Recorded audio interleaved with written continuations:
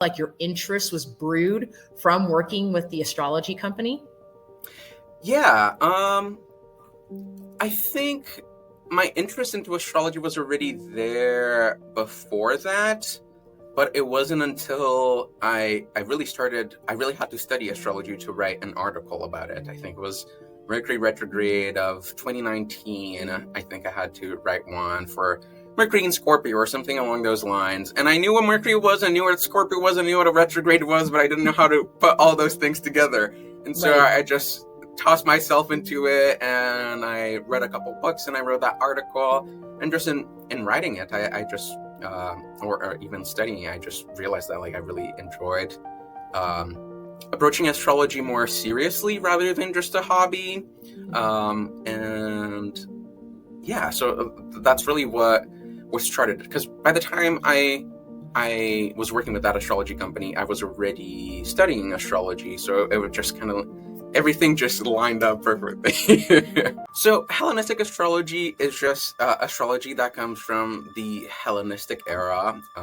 So it's a type of astrology that kind of came back into popularity around the 90s with Project Hindsight, alongside with efforts from people like Chris Brennan and Austin Coppock from the Astrology podcast. Also, Dimitra George, who's also another big astrologer, kind of spearheading this movement. And it really focuses more so on traditional techniques and the traditional planets, as opposed to using also Uranus, Neptune, and Pluto. It's the one subject that speaks pretty much about any facet of life. I can bring astrology into my music, I can bring astrology into medicine, I can bring astrology into project management, I can bring astrology into anything pretty much. But also it's this subject that we can never fully grasp, and there's always room for improvement, and there's always room to learn more. And I think that for a lifelong learner, that's the dream. Do you have any plans for anything exciting and new coming up? Yeah, so right now I have my own astrology channel as well, which is called the Astrology Channel. And I'm working on a series of original myths, because I really like teaching astrology, but I like teaching astrology in creative and fun ways. And I really wanted to bring some of my music experience that I have and some of my art school experience to and combine all of that with the astrology to do something. So right now I'm working on a series of original myths for the entire zodiac that kind of teach you what each of the signs mean and what each of the planets mean, but through a story and through music and song and images. So I started writing some of them, and it'll be hopefully a long-ass musical one day.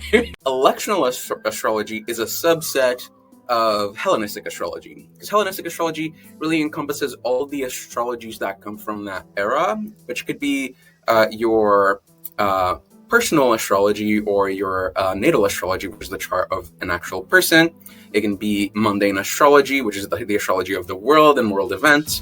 It can be medical astrology, which is the astrology of health in your body and how to improve and take care of it.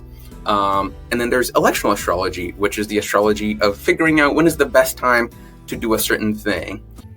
I think the most important thing as a student of astrology is really learning from, before you learn anything, that there's no one astrologer that knows the answers to all the things. Oh, I like that. Yes, because that. Yeah, because I think that was a mistake that I did when I was first starting out and looking for astrology teachers and courses and things like that.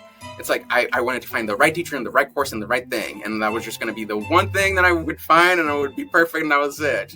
It's very much not like that.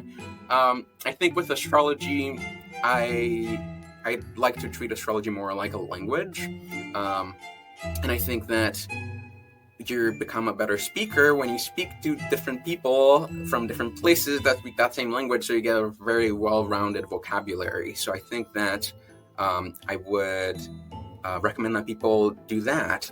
Try all the different types of astrology. Learn the history of astrology and each of these like big marker movements, because I think those are really important in really painting that picture that we really have been trying to understand what astrology is and what it does for about 2,000 years, and we still haven't figured it out. And it's an endless pursuit.